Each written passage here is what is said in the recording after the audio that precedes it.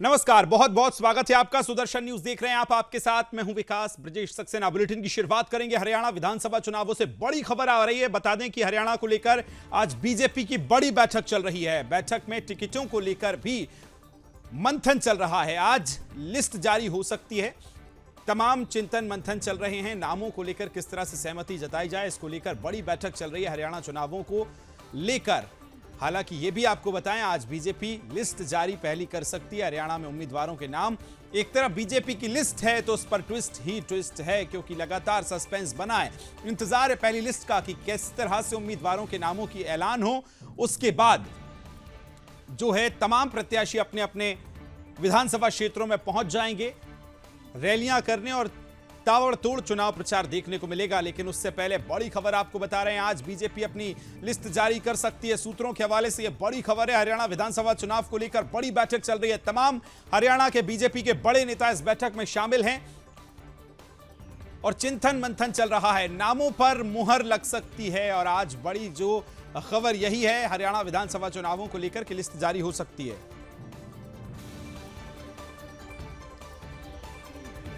और चलिए आगे बढ़ेंगे। आप विधायक अमानतुल्लाह खान गिरफ्तार किए गए। ईडी ने 5 घंटे की पूछताछ के बाद गिरफ्तार कर लिया है। दिल्ली वक्फ बोर्ड मामले में गिरफ्तारी हुई है। बड़ी खबर बता रहे हैं, सुबह अमानतुल्लाह के घर ईडी की टीम पहुंची थी। 6 से 7 ऐसे अधिकारी थे जो अमानतुल्लाह के घर पहुंचे थे और उसके बाद लगातार पूछताछ चल रही है। पूरा मामला क्या है वो भी आपको बता रहे हैं। वक्फ बोर्ड में अध्यक्ष रहते हुए अमानतुल्लाह के ऊपर कई आरोप लगे थे, जिसमें जो पैसे हैं उसकी हेराफेरी के आरोप लगे थे। कई लोगों को नौकरी देना उसको लेकर और जमीन जो है वक्फ की वो किराए पर देने, ऐसे तमाम संगीन आरोप थे। अगर बात की जाए मनी लॉन्ड्रिंग की तो उस पर भी केस चल रहा था। ईडी ने पूछताछ की है। अल सुबह आज ईडी उनके घर पहुंची थी। 5 घंटे की पूछताछ और उसके बाद अमानतुल्लाह खान को गिरफ्तार कर लिया गया है। बड़ी खबर आपको बता रहे हैं।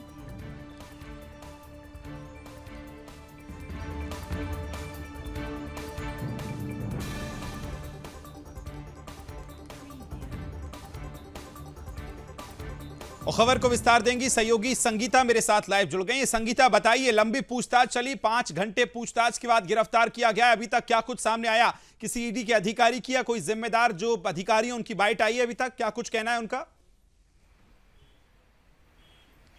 जी विकास, मैं आपको बता दूं कि किस तरह से आपने देखा कि सुबह से ही हम लगातार देख रहे थे कि जो ईडी जब सुबह सुबह पहुंचती है अमानतुल्लाह खान के घर पर उन्हें उनसे पूछताछ के लिए, लेकिन उस दौरान अमानतुल्लाह खान जो है एक वीडियो जारी करते हैं और एक्स पर वो पोस्ट करते हैं और कहते हैं कि ईडी उनके दरवाजे पर आई है और अगर किसी तरह से, जैसा कि उनका आरोप था कि उनके घर में बीमार है उनकी माँ और उनका इलाज चल रहा है और इस दौरान अगर किसी तरह की कोई घटना हो जाती है तो इसका आरोपी मतलब ईडी पर आरोप लगा रहे थे वो। लेकिन वहीं देखिए ईडी ने कहा कि सबसे पहले तो आप शांत हो जाइए और चिल्लाइए नहीं। ये जो हाई वोल्टेज ड्रामा है ये लगातार चला, जिसके बाद देखिए जो अमानतुल्लाह खान को गिरफ्तार कर लिया गया है।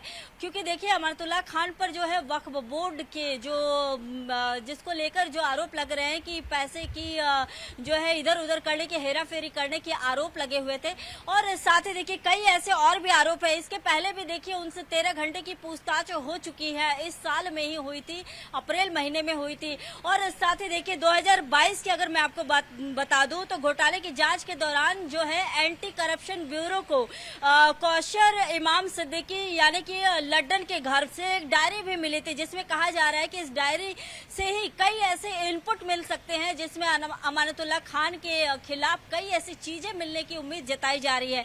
और देखिए यह भी उन पर आरोप है कि जब वो वक्फ बोर्ड के पद पर रहे थे उस दौरान उन्होंने काफी ज्यादा कमाई की है, काली कमाई की है, अवैध तरीके से कमाई की है और ये कमाया हुआ धन जो है इन्होंने दुबई भेजा हुआ है। तो इस तरह के देखिए कई आरोप लगे हैं। और वहीं अगर ईडी अधिकारियों की तरफ से अगर किसी प्रकार के बयान की बात करूं तो फिलहाल ईडी के जो अधिकारी हैं उनके तरफ से कोई ऐसी बयान तो आई नहीं है। क्योंकि आप देखिए कि ईडी अधिकारी जब गिरफ्तार करके लेके जाते, गिरफ्तार करने के लिए जब वो आते हैं तो उन्हें काफी ज्यादा मशक्कत करनी पड़ती है। उन्हें वहाँ के लोकल पुलिस को बुलाना पड़ता है। जब पुलिस आती है उसके बाद वो लेकर जाते हैं। विकास, बिल्कुल संगीता, ये भी बताइए, जब पहले नोटिस भी दिया गया था अमानतुल्लाह खान को, तो उस नोटिस के जवाब में क्या क्या चार्ज उन पर थे, किस किस सवालों के जवाब मांगे गए थे, और जब अमानतुल्लाह खान ने जवाब पेश किया था, उस नोटिस का जवाब दिया था, तो जवाब में क्या क्या था वो भी जरा बताइए। जी विकास, मैं आपको बता दूं कि ये जब इसके पहले भी नोटिस दिए गए थे और अमानतुल्लाह खान जो कहते हुए नजर आते हैं कि वो हर नोटिस का ही जवाब दिए हैं और साथ ही नोटिस का जवाब देते हुए उन्होंने हर तरह की बात कही है। चलिए संगीता, ये भी पूछूंगा मैं, ये भी बताइए, जब आज सुबह ईडी के अधिकारी कर्मचारी तमाम लोग जो उनके घर पहुंचे हैं, तो ये भी बताया जा रहा है कि दरवाजे पे बहस हुई है, उन्होंने कहा कि मैंने समय मांगा था, क्या कुछ हुआ था सुबह, जरा बताइए आज क्या कुछ वाकया हुआ है।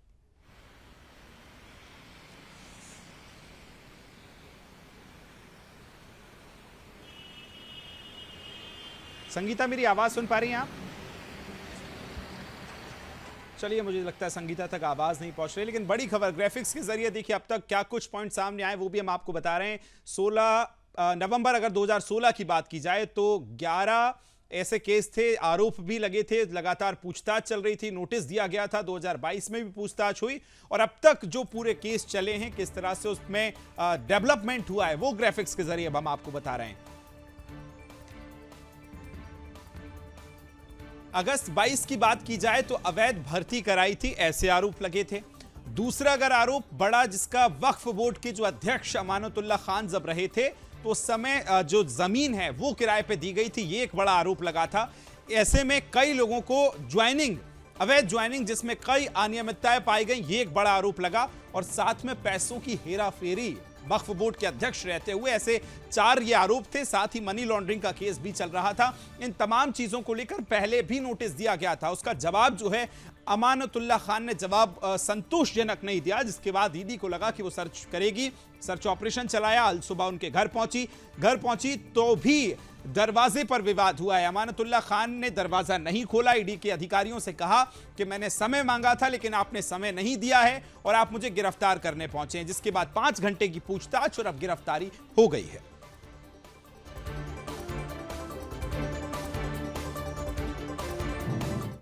आगे बढ़ेंगे। कन्नौज कांड में फॉरेंसिक रिपोर्ट आ गई है। देखिए, बड़ी खबर आपको बता रहे हैं, रिपोर्ट में ये पुष्टि हुई है रेप की। सपा नेता का पीड़िता से डीएनए सैंपल मैच हो गया है। बड़ी खबर आपको बता रहे हैं, देखिए डीएनए रिपोर्ट मैच कर गई है। आरोपी नवाब सिंह का डीएनए सैंपल मैच हो गया है। आपको बताएं, नाबालिग से रेप के आरोप लगे थे, जिसके बाद राजनीति भी गरमाई थी, वार पलटवार का दौर चल रहा था, तमाम आरोप लगाए जा रहे थे और बात हो रही थी डीएनए सैंपल टेस्ट की। और फॉरेंसिक आज रिपोर्ट आई है तो ये तमाम पिक्चर क्लियर हो गई है कि डीएनए रिपोर्ट मैच कर गई है, यानी कि कन्नौज कांड में फॉरेंसिक रिपोर्ट अब आ गई है और फॉरेंसिक रिपोर्ट में रेप की पुष्टि हुई है। अब इसके बाद देखिए किस तरह से कार्रवाई होगी, लेकिन तमाम सपा के नेता इस बात का जो हवाला दे रहे थे कि डीएनए टेस्ट होना चाहिए, तो लगभग अब पिक्चर क्लियर हो गई है, क्योंकि फॉरेंसिक टेस्ट में इस बात की पुष्टि हुई है कि रेप हुआ था और डीएनए टेस्ट भी जो सैंपल्स थे वो मैच कर गए।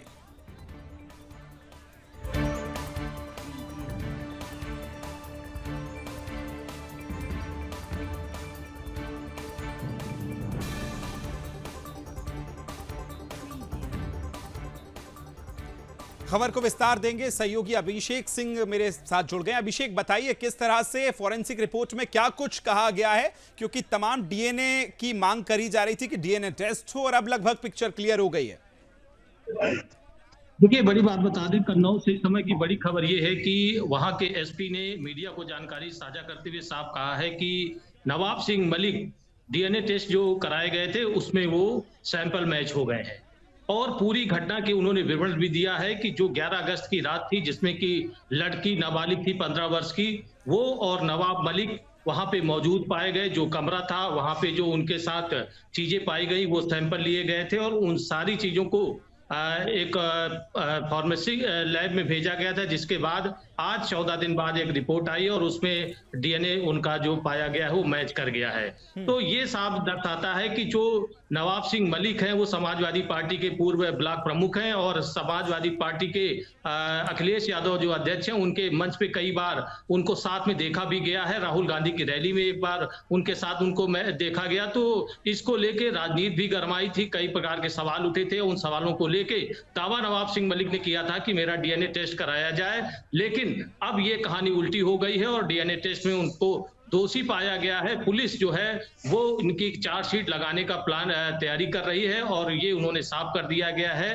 कि नवाब सिंह मलिक डीएनए टेस्ट के सैंपल में उनको दोषी पाया गया है। जी, लेकिन ये भी बताइए अभिषेक, जब ये पूरा मामला सामने आया था तो इस पे खूब राजनीति हुई थी। तमाम समाजवादी पार्टी के बड़े नेता ये कह रहे थे कि डीएनए टेस्ट करवाइए। अब जिस तरह से पुष्टि हुई, अभी तक कोई बयान सामने आया है? और क्या और राजनीतिक जो लोग हैं, नेता हैं, उनके क्या कुछ बयान आए अब तक? देखिए, बयानबाजी तो तभी से चल रही जिस दिन से 12 अगस्त को नवाब सिंह मलिक को पुलिस ने अरेस्ट किया था और जेल भेज दिया था। उसके बाद लगातार समाजवादी पार्टी के प्रवक्ता और बीजेपी के प्रवक्ता आपस में ये तर्क रख रहे थे कि आखिरकार जो समाजवादी पार्टी के लोग हैं उसको लेके मुख्यमंत्री ने भी एक बड़ा आरोप लगाया था कि जैसे यादव पे कहा था कि नवाब सिंह मलिक ब्रांड है कन्नौज के। तो ये चीजें पहले से भी राजनीतिक इसमें सियासत बढ़ी थी। अब इसको लेके आज सियासत और तेज हो गई है। अब इसमें ये देखना होगा कि अखिलेश यादव इसमें किस प्रकार से नवाब सिंह मलिक का बचाव करते हैं या किस प्रकार से अपने बयान देते हैं, उनके प्रवक्ता किस प्रकार से अपने बयान देते हैं। लेकिन ये एक साफ मैसेज हो गया कि आखिरकार नवाब सिंह मलिक जो पूर्व ब्लॉक प्रमुख थे, समाजवादी पार्टी के करीबी माने जाते हैं, अखिलेश यादव के करीबी माने जाते हैं, इस प्रकार के उन पे डीएनए टेस्ट में सैंपल मैच किए हैं तो एक ही बड़ा सवाल खड़ा करती है समाजवादी पार्टी का नेतृत्व रखने वाले जो प्रवक्ता हैं, जो उनका टीम का पूरा संचालन करते हैं, उनमें एक बड़ा सवाल खड़ा होगा और इसको किस बड़ा प्रकार सवाल के है। बहुत धन्यवाद तमाम जानकारी साझा करने के लिए। भारत माता की, छत्तीसगढ़ महतारी की, छत्तीसगढ़ महतारी की।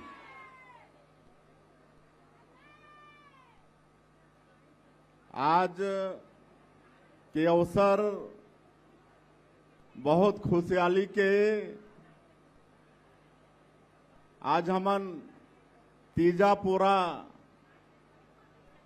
पर्व मनाए बर यहाँ एकत्र हुए हैं और ऐसे समय में हमारे बीच में मंच में विराजमान हमार छत्तीसगढ़ सरकार के उप मुख्यमंत्री आदरणीय श्री अरुण साव जी, मंत्री श्री केदार कश्यप जी, मंत्री श्री टंकराम वर्मा जी,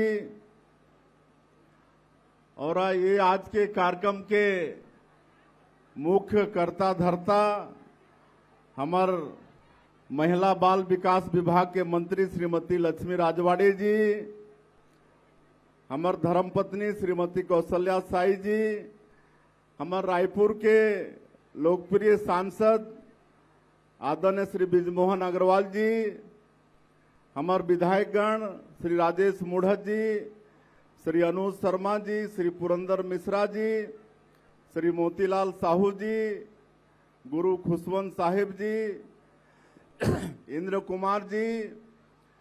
हमार बड़ा सौभाग्य कि आज ये पर्व में शामिल होए बर हमार पूज्य महाराज राजीव लोचन महाराज जी भी उपस्थित हैं, आदरणीय लाभचंद बाफना जी, श्रीचंद सुदनानी जी, महिला मोर्चा के हमार अध्यक्ष श्रीमती शालिनी राजपूत जी, विधायक गजेंद्र यादव जी, मंच में विराजमान सबो हमार महानुभावगण, हमार महिला बाल विकास विभाग के सचिव श्रीमती सम्मी आबदी जी, डायरेक्टर श्रीमती तुलिका प्रजापति जी, महिला बाल विकास विभाग के सबो अधिकारीगण, और आज ये तीजापोरा के उत्सव में शामिल हमारे महिला मोर्चा के समस्त बहिनी मन और पूरे प्रदेश से आए हमार बहिनी मन, कार्यकर्ता बंधु मन और हमार मीडिया के साथी मन, मैं सबकर ले पहले आप मन ला और विशेषकर हमार बहनी मन ला तीजा के बहुत बहुत बधाई देता हूँ अग्रिम में। आज के 4 दिन बाद में 6 तारीख के तीजा है, लेकिन आज हमन यहाँ मनाथन तो तीजा के बहुत बहुत बधाई हमार बहनी मल्ला। और आज पोरा के त्योहार है, पोरा के त्योहार के आप मल्ला बहुत बहुत बधाई। और मैं पूरे प्रदेश भर से हमार बहनी मन यहाँ आज आइन है ये त्योहार में शामिल होए बर। अपन भाई के निमंत्रण में ओमन के मैं जोहार करत हूँ, ओमन के मैं धन्यवाद करत हूँ कि आप मन हमार निमंत्रण ला स्वीकार करो और आज दूर दूर से यहाँ ये तीजा के त्योहार और ये पोरा के त्योहार ला मनाए बर उपस्थित होए हो। ये तीजा के त्योहार में हमार जो सुहागिन बहनी मन हैं ओमन कठिन व्रत करके शिव और पार्वती के पूजा करते हैं और अपन पति के दीर्घायु के कामना करते हैं। हमारे वेद पुराण में कहेगी से कि माता पार्वती भी भगवान शिव के लिए तीजा के व्रत करे रहीस। तो हमार ब्रिजमोहन भैया बोलत रहीन कि महतारी मल्ला हमार बहनी मल्ला तो हमन महतारी बंधन में पैसा देत हन, लेकिन भाई मल्ला का मिलत है। तो मैं बताना चाहूं कि भाई मल्ला बहुत कुछ मिलत है। हमार सब बहनी मन अपन अपन पति के दीर्घायु के आशीर्वाद शिव पार्वती से मांगत हैं हमार दीर्घायु वर। तो कर ले और बड़े और का हमला तोहफा हो सकत है। तो आज ये अवसर में हमन महतारी बंधन के हमार जो बहनी है पूरे प्रदेश में 70,12,000 से ज्यादा उमन के खाता में 1,000 रुपया भेजे हन। और ये 7वां किस्त हर महीना पहले सप्ताह में ही हमार सरकार, ये छत्तीसगढ़ के सरकार, आप मन के सरकार हमार बहनी मन के खाता में 1,000 रुपया भेज देते। तो ऐसे महतारी बंधन के हमार 70,12,000 से ज्यादा बहनी मन के भी बहुत बहुत शुभकामना। एला आप मन भाई के तरफ से, छत्तीसगढ़ सरकार के तरफ से ये तीजा के ये उपहार मान लेला। और पोरा के भी त्योहारे हमारे छत्तीसगढ़ धान के कटोराए अधिकांश समन किसानन। और ये पोरा के त्योहार ये पशु से प्रेम ला दर्शाते। आज वो पशु, वो बैल जला हमन नांगर के रूप में इस्तेमाल करथन, हल जोतथन, उमन ला नहला धुला के श्रृंगार करके उमन के पूजा करथन। तो ऐसा पशु प्रेम, गौ माता के दूध हमन लेथन। तो ऐसे पशु प्रेम के ये पोरा के त्योहार आज है। और ये पोरा के भी त्योहार के आप मन ला बहुत बहुत बधाई और शुभकामना। और हमार ये छत्तीसगढ़ के सरकार, हमार देश के यशस्वी प्रधानमंत्री श्री नरेंद्र मोदी जी जे मन के मूल मंत्र है सबका साथ, सबका विकास, सबका विश्वास और सबका प्रयास, एला मूल मंत्र मानते हुए छत्तीसगढ़ के चहुमुखी विकास, छत्तीसगढ़ के हर वर्ग के विकास ओकर बर काम करत है। और हमार महिला मन बर जो काम होते ओला हमार बहनी लक्ष्मी वर्मा जी, लक्ष्मी राजवाड़े जी वो अपन वक्तव्य में बताई से। और बड़े युवा और जुझारू मंत्री महिला बाल विकास के आज हमारे छत्तीसगढ़ के माता बहनी मन के संरक्षण बर, मन के विकास बर जो सरकार के तरफ से काम होते, सखी सेंटर, तो मन के हेल्पलाइन 181, जब कोई हमार बहनी कोई संकट में पड़ते, कोई आवश्यकता पड़ते, तो सरकार के तरफ से 181 हेल्पलाइन नंबर जारी हुई से। और नारी मन के लोन के व्यवस्था, और ये जो महतारी बंधन योजना में हम पैसा देते हैं, ये भी हमार बहनी मन के सशक्तिकरण बर, मन के स्वावलंबन बर, मन के स्वाभिमान बर आज जब से देहन मैं समझता हूँ परिवार में हमार बहनी मन के सम्मान भी बढ़ी से सब काम हमार सरकार करत है और आगे भी करते रही। और ये अवसर में हमन एक प्रयास करे हन हमार बहनी मन के यहाँ पर सम्मान करे बर। तो और मैं ज्यादा नहीं कहते हुए फिर से एक बार हमार महतारी बंधन के बहनी मन ला और आज ये तीजा त्योहार के उत्सव में भाग लेहे बर आए बहनी मन ला सबके फिर से मैं अभिनंदन स्वागत करते हुए और आप मन के स्नेह आशीर्वाद हमार सरकार के सब मंत्री मला सब विधायक मला जो आप मन के भाईयन आ सब भाई बन के आप मन ला यहाँ बुलाए हन ये तीजा के अवसर में। तो जो भी यहाँ स्वागत सत्कार के व्यवस्था हुई से ओला ग्रहण करके कोनो ला नी भी पूरी तो कर लिए भी हमन क्षमा चाहत हन। इतना बड़ा मेला में शायद कोनो के सम्मान भी नहीं हो पाई सो ही बता दिन बहुत जन वो गेट के बाहर में काफी देरी तक खड़े रही न मला प्रवेश भी नहीं मिल पात रही। ऐसे बहनी मन से भी हमन क्षमा चाहत हन। और कोई बड़े कार्यक्रम होते तो थोड़ा व्यवस्था हो जाते वो सब ला स्वीकार करते हुए सब मिलके ये तीजा परबला बढ़िया से मनाई पूरा परबला बढ़िया से मनाई यही आप मन से मैं आग्रह करते हुए अपन बात के अंत करत हूं। जय हिंद जय छत्तीसगढ़। बहुत बहुत शुक्रिया आपके माननीय मुख्यमंत्री महोदय और आप बहुत ही सुंदर तरीका से अपन हृदय के बात ला हम सबके बीच में रखे हो। ये बीच जब आपके उद्बोधन चलत रही से तो आदरणीय किरण सिंह देव जी प्रदेश अध्यक्ष श्री संजय श्रीवास्तव जी और राम प्रताप जी मन के भी आगमन मंच में हुई से उखर हम अभिनंदन करथन। उषा बारले जी हमारे बीच में उपस्थित हैं दर्शक दीर्घा में उखर भी हम अभिनंदन करत हन। राष्ट्रीय पोषण माह 2024 के अवसर पर सुपोषण रथ को रवाना करने के लिए मैं माननीय मुख्यमंत्री महोदय और मंचस्थ अतिथियों से आग्रह करूंगी कि वे रथ को रवाना करें ताकि जन जागरूकता के अभियान में हम आगे बढ़ सकें। मंचस्थ सभी अतिथियों से आग्रह रथ को रवाना करने के लिए आगे बढ़ेंगे। महिला प्रतिभागियां और जितने भी हमारे बीच यहाँ सदस्य आए हैं सभी आमंत्रित सदस्यों से हमारा आग्रह कि आप सभी अपना उपहार लेकर जाएंगी। पीछे के रास्ते से आप निकलेंगे वहां पर आपके श्रृंगार और उपहार की व्यवस्था है, आप सभी लेकर ही जाएं।